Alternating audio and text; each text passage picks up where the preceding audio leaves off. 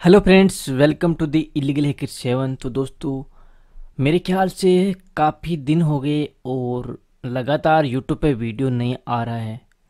तो दोस्तों, इसका एक रीज़न हो सकता है जिसके कारण वीडियो नहीं आ रही है, और मैं रीज़न आपको बाद में बताऊंगा। लेकिन सबसे पहले मैं आपका जो टाइम है वो ना ख़राब करते हुए आपके लिए एक नया ट्यूटोरियल या फिर वीडियो लेके आया हूँ, जिसमें आप लोगों को काफ़ी नॉलेज मिलेगा और साथ में आपको एक अच्छी जो टेक्निक है उसके बारे में पता चलेगा। ठीक है, आप मेरी बात को समझ रहे होंगे। और मेरे ख्याल से आप जितने भी जो मेरे भाई है, सब्सक्राइबर है, ठीक है, जो मेरे ग्रुप मेंबर है, जितने भी जो मेरे फैन हैं, ठीक है, वो सारे के सारे और उनके जो फैमिली है वो एकदम खुश होगी। ठीक है, या फिर उनका जो परिवार है वो स्वस्थ होगा। ठीक है, और मैं यही दुआ करता हूँ कि आप सब एकदम अच्छे रहो और स्वस्थ रहो। तो चलिए दोस्तों, अपन जो मेन जो ट्यूटोरियल है उसके बारे में बात करते हैं और इसको समझते हैं कि एक्चुअल में क्या चीज़ है। तो दोस्तों, आपने टाइटल देख के समझ लिया होगा, लेकिन मैं आपको यहाँ पे बता रहा हूँ कि आज मैं जिसके बारे में बात कर रहा हूँ वो है एंटी डिबगर परजेंट एपीआई। ठीक है, एंटी डिबगर बाईपास किस तरह से करेंगे, क्या चीज़ है, या फिर आपने कभी सुना होगा कि एंटी डिबगर परजेंट एपीआई मौजूद है इस सॉफ्टवेयर में, लेकिन आपको ये पता नहीं है ये क्या काम करती है और ये क्यों यूज होती है और ये क्या चीज़ है। तो दोस्तों, वही चीज़ मैं आपको बताने वाला हूँ। ठीक है, तो यहाँ पर दोस्तों जो ये टेक्निक है, इस टेक्निक का नाम है एंटी डिबगर परजेंट। ठीक है, या फिर मान लो एंटी डिबग बाईपास टेक्निक। अब ये टेक्निक काम क्या करती है, देखो आपने सबसे पहले स्टार्ट में नाम सुना एंटी डिबग। ठीक है, और डिबग का मतलब क्या हो गया कि सॉफ्टवेयर को जब अपन किसी डिबगर में लोड करते हैं तो उसकी अपन जो मेन जो बैकएंड की जो प्रोसेसिंग है वो देखते हैं कि एक्चुअल में सॉफ्टवेयर काम कैसे करता है। तो अपन उस चीज़ को देखते हैं, उसका आउटपुट लेते हैं, उसको टेस्टिंग करते हैं। कहने का मतलब है कि सॉफ्टवेयर को बनाने के बाद में जब उसको टेस्टिंग चलती है तो उसे बोलते हैं डिबगिंग प्रोसेस। ठीक है, पहला तो ये हो गया। दूसरा क्या हो गया, दूसरा हो गया कि आपने सॉफ्टवेयर बनाया, सॉफ्टवेयर में आपको कुछ बग मिला, उस बग को आपको फिर से फिक्स करना है, तो आप क्या करोगे, सॉफ्टवेयर को वापस डिबग करोगे और वापस कंपाइल करोगे। उसके बाद में आप उस सॉफ्टवेयर में डिबग करके उसके जो इश्यू है, जो प्रॉब्लम है, उसको आप फिक्स करोगे। ठीक है, तो ये चीज़ होती है। लेकिन यहाँ पे बात हो रही है कि एंटी डिबग।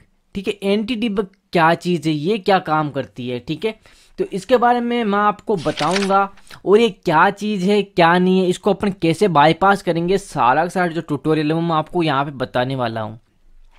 तो देखो दोस्तों, सबसे पहले तो यहाँ पे इज डिबगर प्रेजेंट एपीआई क्या चीज़ है इसके बारे में अपन यहाँ पे बात करेंगे।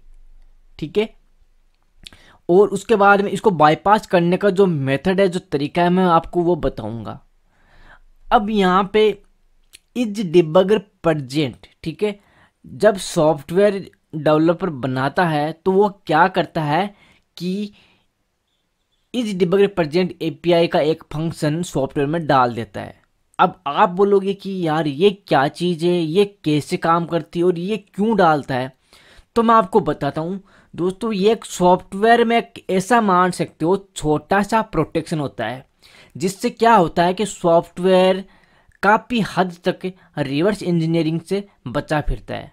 ठीक है, आप मेरी बात समझ रहे हो कि इज डिबगर प्रेजेंट एक फंक्शन होता है जो काम क्या करता है कि सॉफ्टवेयर को, जो डिबगर है, जो अपन जिसमें रिवर्स करते हैं डाल के सॉफ्टवेयर को, जैसे कि OLEDBG हो गया, XDBG हो गया, IDE Pro हो गया। ठीक है, ये सारे डिबगर होते हैं या डिसअसेंबलर होते हैं जो क्या करते हैं, प्रोग्राम को रिवर्स करने का या फिर एनालिसिस करने का काम करते हैं।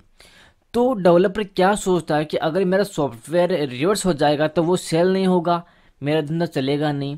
तो वो क्या करता है कि इसमें एक छोटा सा प्रोटेक्शन यूज कर लेता है कहने का मतलब ये एक प्रोटेक्शन है छोटा सा, जिसमें क्या होता है कि सॉफ्टवेयर डिबगर में लोड नहीं होता, ठीक है, सॉफ्टवेयर रुक जाता है, ठीक है, सॉफ्टवेयर टर्मिनेट हो जाता है कि आप जब सॉफ्टवेयर रन कर रहे हो तो आपका सॉफ्टवेयर डिबगर में लोड हो रहा है या डिबगर में रन हो रहा है, और डिबगर में ठीक है, एंटी डिबगर प्रेजेंट एपीआई मौजूद होने के कारण सॉफ्टवेयर स्टार्ट होके टर्मिनेट हो जाता है, आगे चल नहीं पाता। अब जब सॉफ्टवेयर आगे नहीं चलेगा तो अपन क्या कर सकते हैं, अपन कुछ नहीं कर सकते, अपन सॉफ्टवेयर को रिवर्स ही नहीं कर सकते।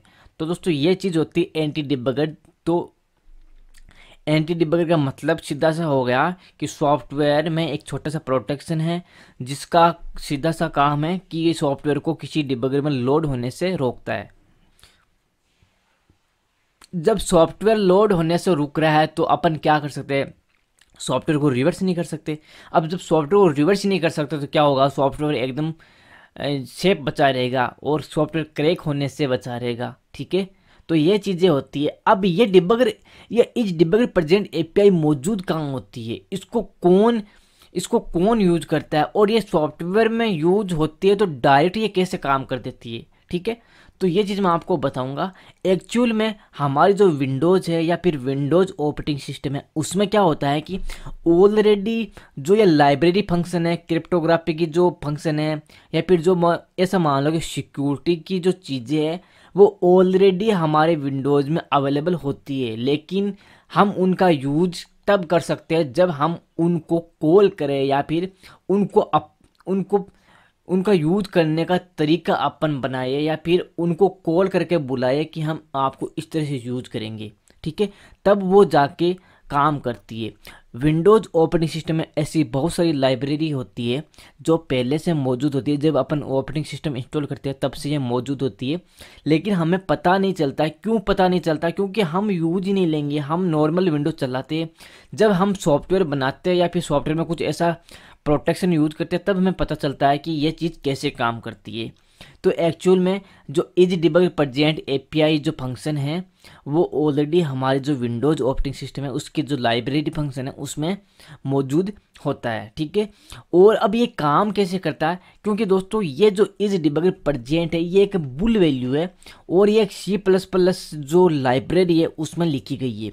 बूलियन वैल्यू हमेशा दोस्तों आपके 0 और 1 पे काम करती है, ठीक है। अगर सॉफ्टवेयर आपका रन हो रहा है, ठीक है, सॉफ्टवेयर आपका रन हो रहा है, आप नॉर्मल पीसी में जैसे आप बाकी सॉफ्टवेयर रन करते हो वैसे अगर आप रन करोगे तो आपका सॉफ्टवेयर इजीली रन हो जाएगा, कोई टर्मिनेट नहीं होगा। लेकिन आप सॉफ्टवेयर को रिवर्स करना चाहते हो, आप सॉफ्टवेयर को डिबग करना चाहते हो, या फिर मान लो कि आप सॉफ्टवेयर को क्रैक करना चाहते हो, तो क्रैक करने के लिए आप क्या करोगे, सॉफ्टवेयर को किसी ना किसी डिबगर में लोड करोगे, तो वहाँ पे दिक्कत आता है। तो वहाँ पे जो ये बुल वैल्यू है ये क्या करेगी, बुल वैल्यू का हमेशा मतलब होता है 0 और 1, ठीक है। इसका मतलब दो ही होता है कि या तो प्रोग्राम ट्रू होगा या फिर इस प्रोग्राम में जो फंक्शन है वो फेल्स होगा, ठीक है, 0 और 1। तो यहाँ पे ये बुल वैल्यू क्या करेगी, अगर आपने प्रोग्राम को उसमें डिबगर में लोड किया है तो यहाँ पे जो इस फंक्शन या फिर जो प्रोग्राम है वो डिटेक्ट करेगा कि आपने प्रोग्राम को कहाँ पे रन किया है, कहाँ पे चलाया है। तो ये डिटेक्ट करके बता देगा, इसको पता चल जाएगा कि एक्चुअली प्रोग्राम है वो डिबगर में चल रहा है, ठीक है। और डिबगर में हम क्यों चला रहे हैं, हम सीधा सा रिवर्स कर रहे हैं प्रोग्राम को करेक्ट कर रहे हैं। तो यहाँ पे जो इसकी वैल्यू होगी वो होगी नॉन जीरो का मतलब होगा कि यहाँ पे इसकी वैल्यू 0 नहीं होगी, इसकी वैल्यू होगी 1। और 1 का मतलब होता है बूलियन वैल्यू में ट्रू, ठीक है। तो ट्रू का मतलब होता है कि सत्य, ठीक है, आप हिंदी में बोल सकते हो सत्य। अब सत्य का मतलब क्या हुआ, सत्य का मतलब हुआ कि आपने एकदम रियली सही बात है कि आपने प्रोग्राम को डिबगर में लोड किया है और ये सत्य है, ठीक है। और सत्य है तो आप यहाँ पे क्या कर सकते हो, प्रोग्राम को आगे रन करोगे तो रन करने के बाद में आपको प्रोग्राम टर्मिनेट हो जाएगा। टर्मिनेट क्यों होगा, क्योंकि इस प्रोग्राम में इज डिबगर प्रेजेंट एपीआई मौजूद है जिसके कारण प्रोग्राम टर्मिनेट होगा। तो इस प्रोग्राम को टर्मिनेट ना हो, इसको बाईपास किस तरह से करेंगे, तो वो सारी चीज़ मैं आपको बताने वाला हूँ, ठीक है। और ये रिटर्न वैल्यू हमेशा क्या देगा, देखो, if the correct process is running in the context of A debugger the return value in non zero. ठीक है। अगर आपने प्रोग्राम को डिबगर के अंदर लोड किया है तो वो आपको जो आउटपुट है या रिटर्न वैल्यू वो देगा आपको नॉन जीरो। अब नॉन जीरो का यहाँ पे मतलब है कि वैल्यू जीरो नहीं है, वैल्यू यहाँ पे क्या है, 1 है। और वैल्यू 1 है तो प्रोग्राम टर्मिनेट करेगा, ठीक है। तो प्रोग्राम को टर्मिनेट नहीं करना है, हमें प्रोग्राम को डिबगर के अंदर करेक्ट करना है, रिवर्स करना है। तो रिवर्स करने के लिए हमें प्रोग्राम को नॉन जीरो से जीरो में कन्वर्ट करना पड़ेगा, तब हमारा प्रोग्राम रन होगा। अब ये सारा कैसे काम करेगा वो मैं आपको बताऊंगा एकदम प्रैक्टिकली, ठीक है। If the correct process is not running in the context of A debugger, अगर आपने प्रोग्राम रन किया है और आपके सामने जो प्रोग्राम का जो रिटर्न वैल्यू है वो अगर जीरो आ रहा है तो प्रोग्राम इजीली आपके पीसी में रन होगा, टर्मिनेट नहीं होगा, ठीक है। टर्मिनेट नहीं होगा तो आप क्या कर सकते हो, प्रोग्राम को आप रिवर्स कर सकते हो, मतलब आपने प्रोटेक्शन रिमूव कर लिया है, इस डिबगर प्रेजेंट एपीआई रिमूव कर लिया है। अब ये कितने प्रकार का होता है वो भी मैं आपको थोड़ा सा बता देता हूँ, ठीक है।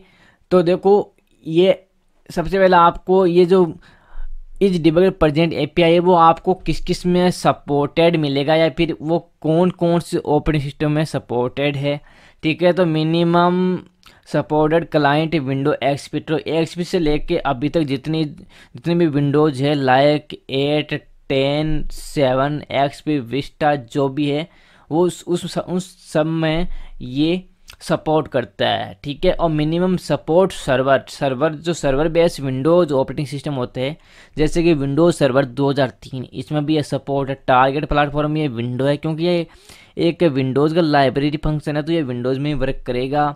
इसका जो हेडर फाइल है वो होता है debug api.h, और ये हेडर फाइल अपन तब यूज़ लेते हैं जब हम कोई प्रोग्राम बनाते हैं या कोई सॉफ्टवेयर बनाते हैं।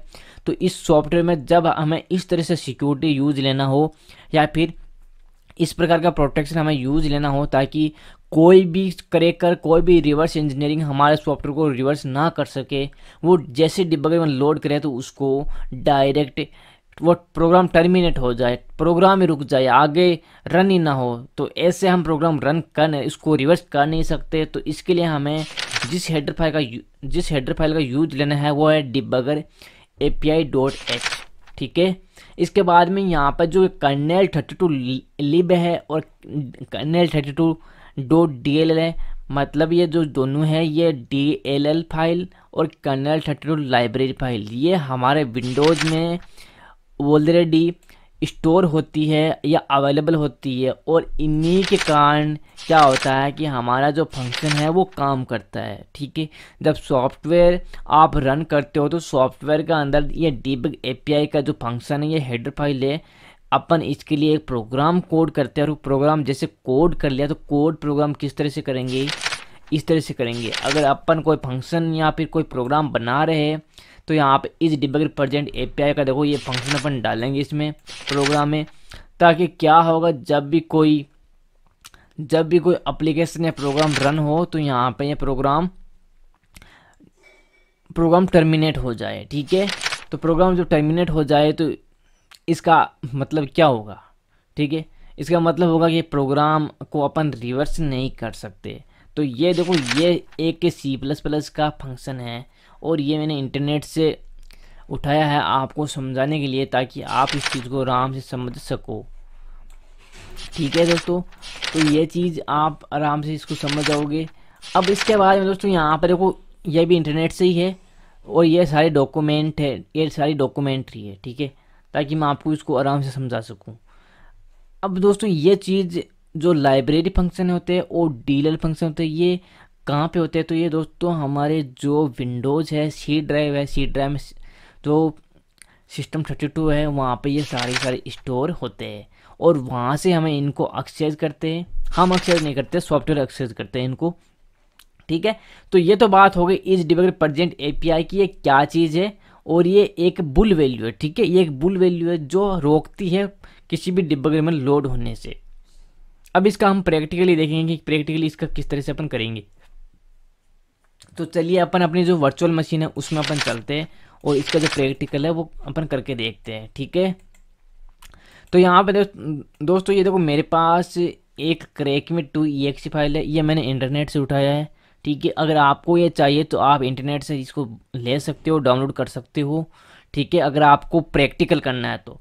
और अगर आपके पास ऐसा कोई सॉफ्टवेयर है जिसमें ऐसा कुछ फंक्शन मौजूद है या ऐसा कुछ प्रोटेक्शन मौजूद है तो आप इस मेथड से काम कर सकते हो और आपका मेथड 100% वर्किंग होगा। ठीक है, तो सबसे पहले अपन इसको क्लिक करके चेक करेंगे कि इसमें कौन सा प्रोटेक्शन यूज हो रहा है और कौन सा प्रोटेक्शन यूज नहीं हो रहा। तो यहाँ पर देखो इसने बता दिया कि एक्चुअल में ये जिस असेंबलर में कंपाइल किया गया है वो है आपका TASM, MASM या FASM। ये तीनों के तीनों असेंबली लैंग्वेज के असेंबलर है जो क्या काम करता है कि असेंबली को कोड को .exe में कन्वर्ट करते हैं। और ये जो प्रोग्राम है, ये प्रोग्राम एक्चुअल में आपका उसमें बना हुआ है, असेंबली लैंग्वेज में बना हुआ है। ठीक है, तो ये कोई स्पेशल लैंग्वेज में नहीं बना हुआ है। एक्चुअल में ये जो मशीन लैंग्वेज है, असेंबली लैंग्वेज, उसी में ये बना हुआ है। यहाँ पे बता रहे हैं कि नोट पैक्ड, कि इसमें कोई पैकर नहीं है। हाँ, एक्चुअल में इसमें कोई पैकर यूज़ नहीं किया गया, इसमें एक इस डिबगर प्रेजेंट API का फंक्शन यूज़ किया गया है। और यहाँ पे आप ऑलरेडी भी इसका यूज़ ले सकते हो इसको रिवर्स करने के लिए। ठीक है, इसको यहाँ से अपन क्लोज कर देते हैं और ये इसको अपन यहाँ पे ऑलरेडी बीज में लोड करेंगे। तो लोड करने के लिए सबसे पहले अपन ऑलरेडी बीज इसको अपन ओपन करेंगे।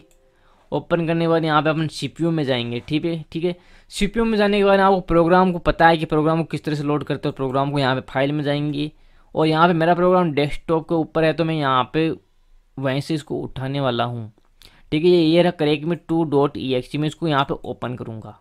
ठीक है, अब दोस्तों इसका जो रियल जो कहानी है, रियल जो स्टोरी है वो यहाँ से इसकी स्टार्ट होने वाली है। अब कैसे, देखो आप इस प्रोग्राम को मेरे को मत देखो, आप इस प्रोग्राम को ध्यान से देखो। ठीक है, देखो यहाँ पर देखो पोज लिखा हुआ है।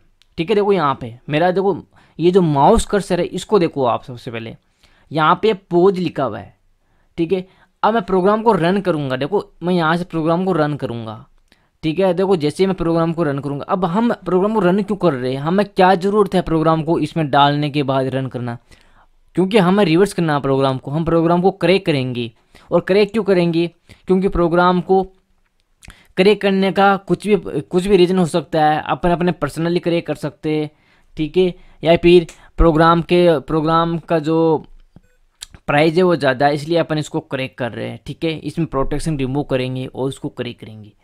तो यहाँ पे देखो फिलहाल ये प्रोग्राम पोज है, मतलब रुका हुआ है। अपन इसको रन करेंगे। देखो जैसे मैं इसको रन करूँगा यहाँ से रन बटन से, देखना प्रोग्राम यहाँ पे, देखो प्रोग्राम देखो यहाँ पे प्रोग्राम यहाँ पे अपन को दिखाई दे रहा है, लेकिन यहाँ पे देखो प्रोसेस टर्मिनेट एग्जिट कोड 0 और यहाँ पे देखो टर्मिनेट, प्रोग्राम टर्मिनेट हो चुका है ऑलरेडी। देखो यहाँ पे जो मेरा माउस कर्सर है यहाँ पे देखो कोने में इसका स्टेटस देखो, प्रोग्राम यहाँ पर टर्मिनेट हो गया, मतलब प्रोग्राम आगे चल ही नहीं रहा है। अगर मैं यहाँ से इसको रन करूँगा तो प्रोग्राम आगे चल ही नहीं रहा है।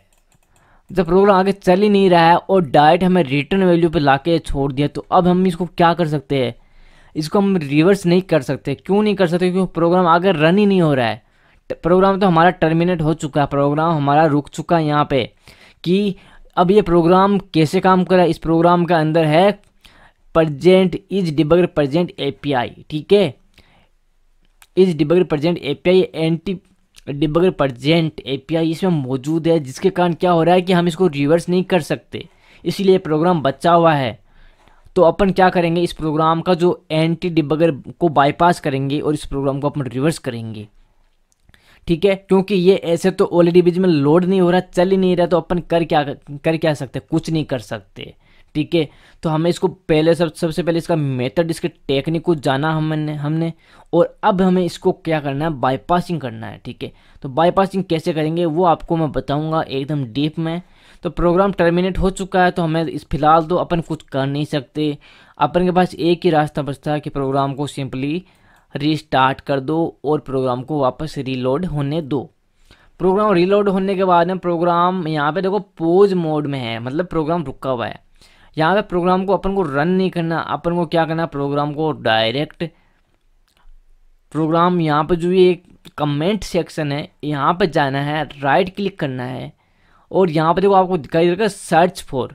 ठीक है, सर्च फॉर में यहाँ पर आपको दिखाई देगा नेम लेबल इन करंट मॉड्यूल, ठीक है, या फिर आप कंट्रोल एन से डायरेक्ट जा सकते हो।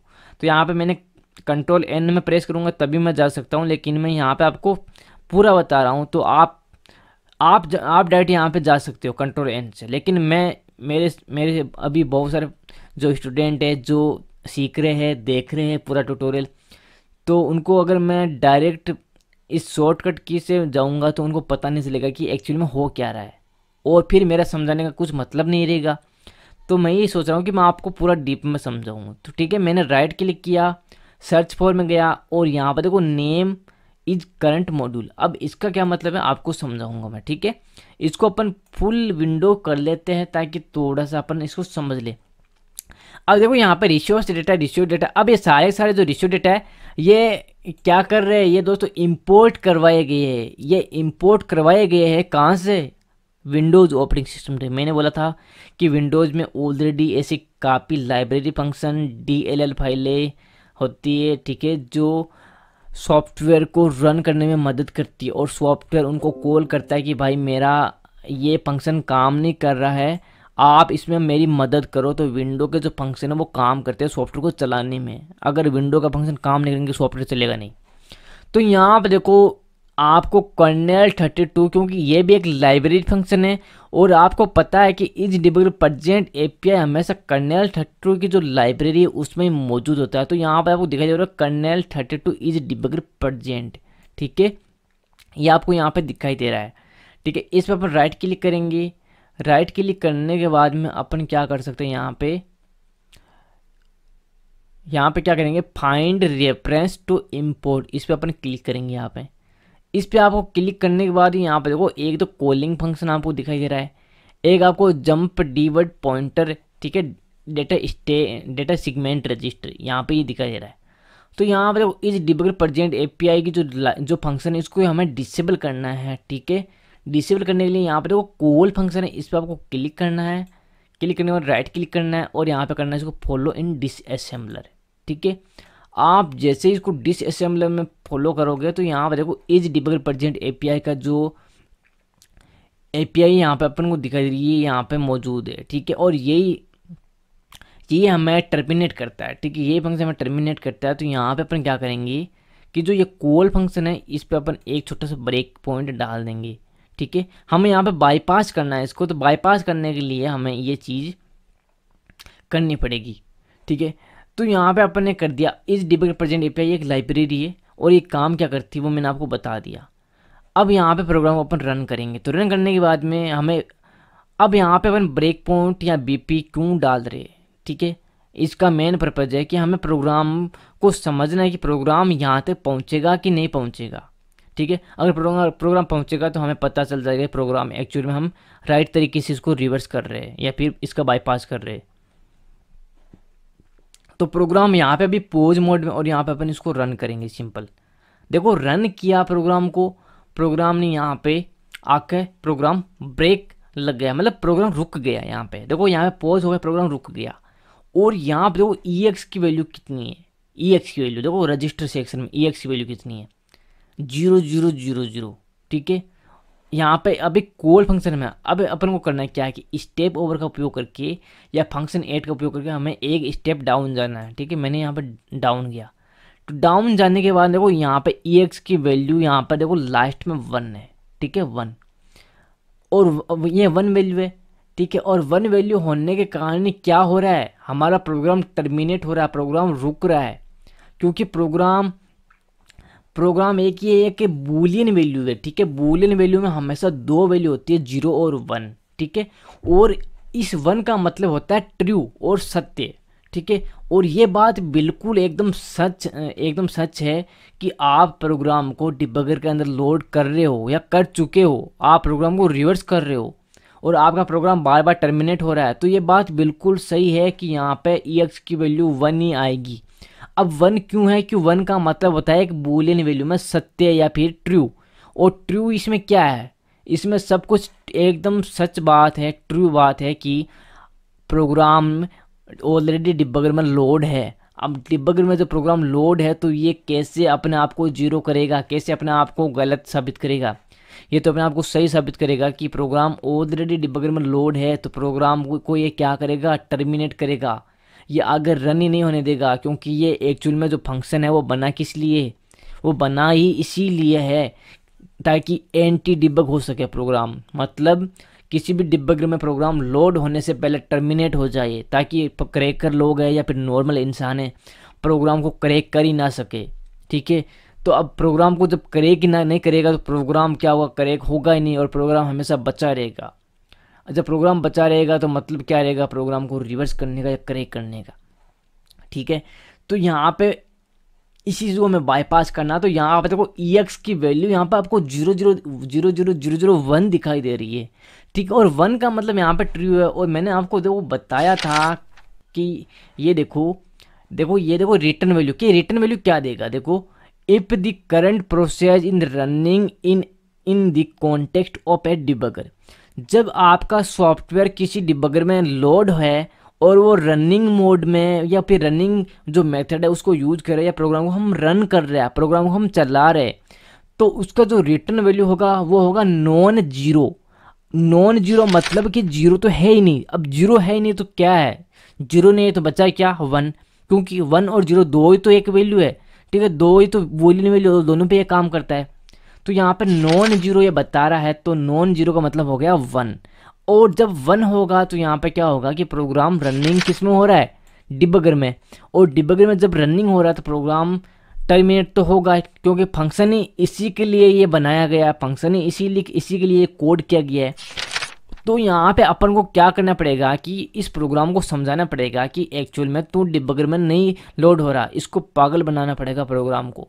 तो पागल बनाने के लिए हमें क्या करना पड़ेगा, हमें जो EX रजिस्टर की जो वैल्यू है उसको हमें 0 करना पड़ेगा, जो 1 वैल्यू है उसको 0 करना पड़ेगा। ठीक है, देखो यहाँ पे 1 है इसकी वैल्यू, देखो ये रही, ये लास्ट में देखो 1 है इसकी वैल्यू, तो 1 वैल्यू तो इसको हमें 0 करना पड़ेगा, तब भी ये प्रोग्राम पागल बनेगा, तब ये प्रोग्राम इस डिबगर में लोड होगा।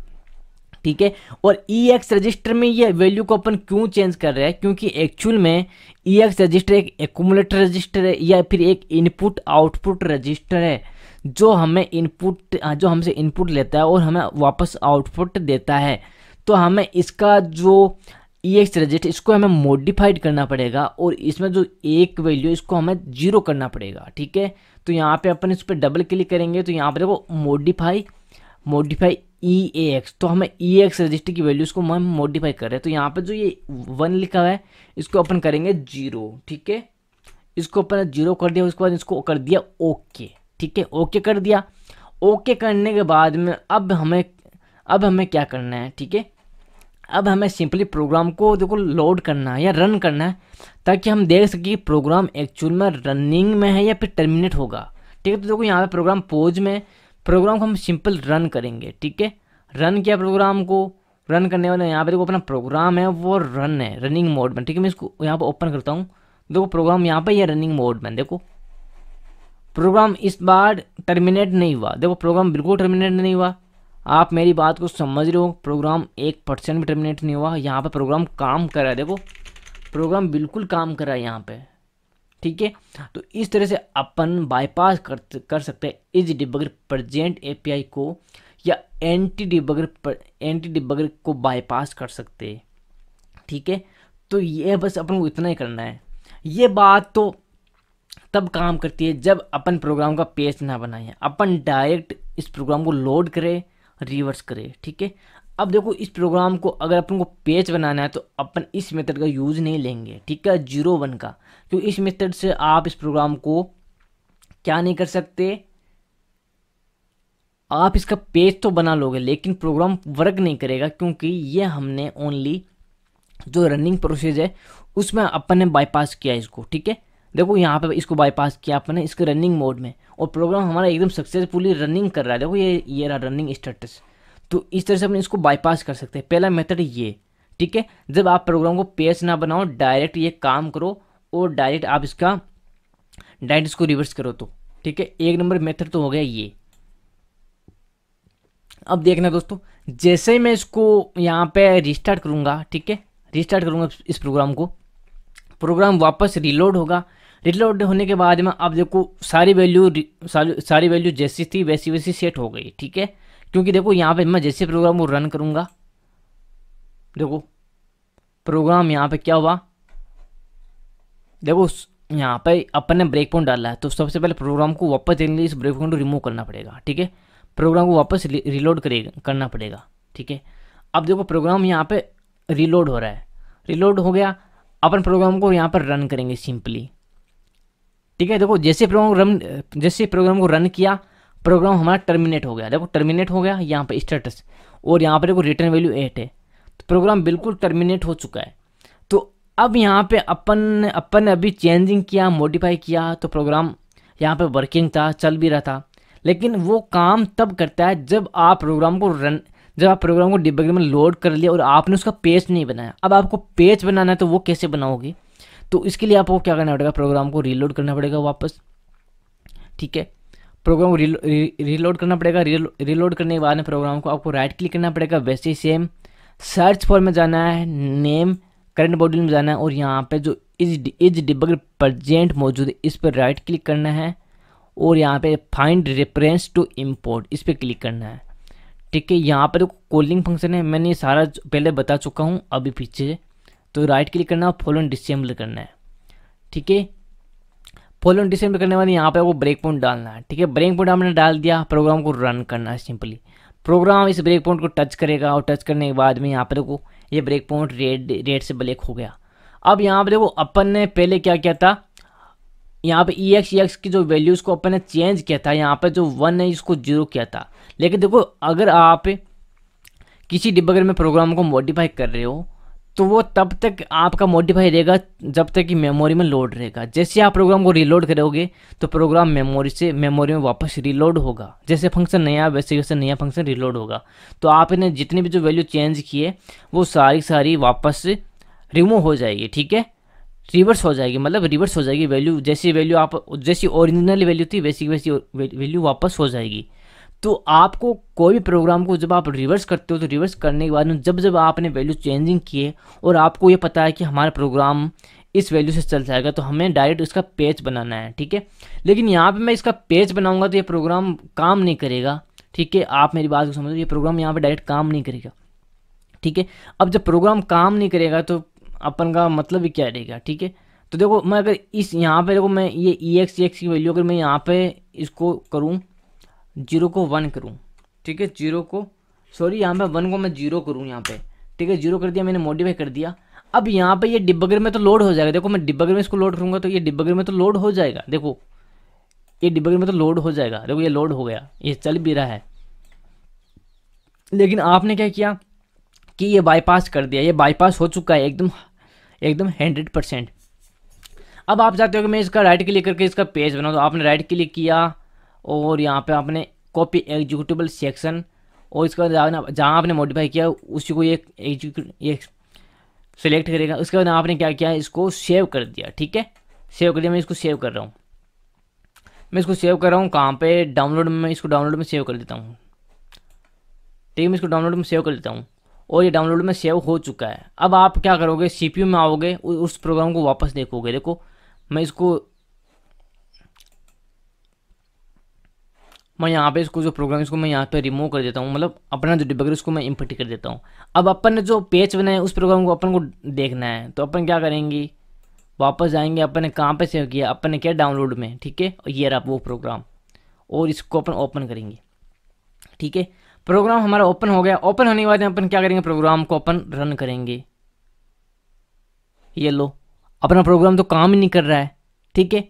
तो ये काम क्यों नहीं कर रहा है, अपन ने तो पेज भी बनाया, काम नहीं कर रहा है। तो काम क्यों नहीं कर रहा है, कि एक्चुअल में अपन जो रजिस्टर की वैल्यू को मॉडिफाई कर रहे हैं वो वैल्यू अपन क्या कर रहे हैं, अपन डायरेक्ट रजिस्टर की वैल्यू मॉडिफाई कर रहे हैं मेमोरी के अंदर से। और मेमोरी के अंदर से क्यों, क्योंकि प्रोग्राम मेमोरी के अंदर लोड हुआ है।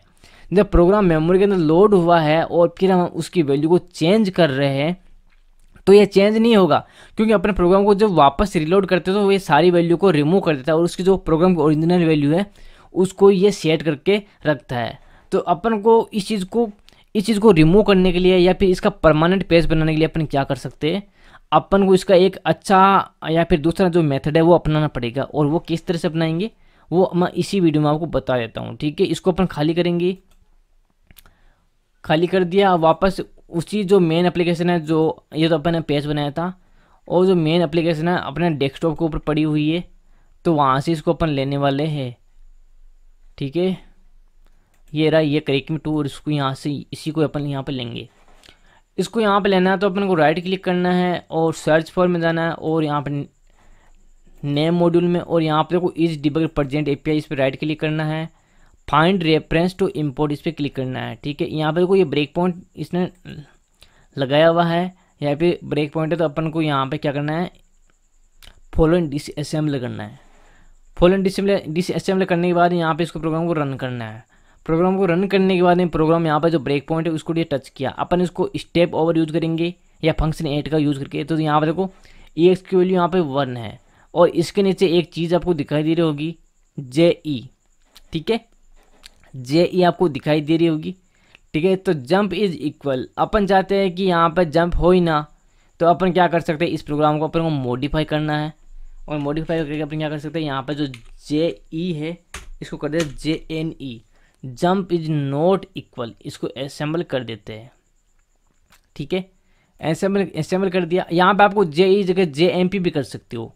अब प्रोग्राम को अपन देखते हैं। प्रोग्राम को अपन क्या करेंगे, राइट क्लिक करेंगे और फाइंड रेफ, इसमें copy to executable, all modification, copy to all, और राइट क्लिक करेंगे और सेव फाइल पर क्लिक करेंगे, ठीक है। वापस डाउनलोड में जाएंगे और यहाँ पर ऑलरेडी एक फाइल है, इसको अपन डिलीट करेंगे क्योंकि अपन ने पहले का पेज बनाया, और यहाँ पे इसको सेव कर देंगे, ठीक है। फाइल हमारा सेव हो गया। वापस इसको अपन रीस्टार्ट करेंगे या फिर इसको डिबगर को खाली करेंगे। खाली करने के बाद में अपन इसको वापस फाइल में जाएंगे, जहाँ पे अपन ने सेव इसका पेज बनाया है उसको अपन देखेंगे कि डिबगर में लोड होता है कि नहीं होता है, ठीक है। तो ये रहा फाइल, इसको यहाँ पे ओके करेंगे अपन। ओके करने के बाद यहाँ पे ये फाइल ओके ये ओपन हो गया। अब इसको अपन देखते हैं कि वर्क करता है कि नहीं करता। तो देखिए दोस्तों, ये वर्क कर रहा है, एकदम 100% ये वर्क कर रहा है।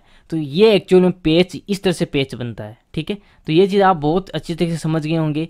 तो ये इसका 2 मेथड और दोनों मेथड मैंने आपको बता दिया एकदम क्लियर तरीके से, और आप इस तरह से एक छोटे से प्रोटेक्शन को बाईपास कर सकते हो, ठीक है। ये वीडियो यहीं ख़त्म होता है, और आप इसको ट्राई करना। अगर आपके पास ये एप्लीकेशन नहीं है तो मैं आपको ये एप्लीकेशन दे दूँगा, आप मेरे को मैसेज कर देना, ठीक है दोस्तों। आपका दिन शुभ हो, और अगर ये वीडियो आपको लाइक आता है तो प्लीज़ इसको शेयर कीजिएगा, ताकि मेरे सब्सक्राइब बढ़ सके, वॉच टाइम बढ़ सके, और लाइक कमेंट भी किया करो कि हमें इस चीज़ का ट्यूटोरियल चाहिए तो हम उसी चीज़ का ट्यूटोरियल बना के आपको देंगे। ओके दोस्तों।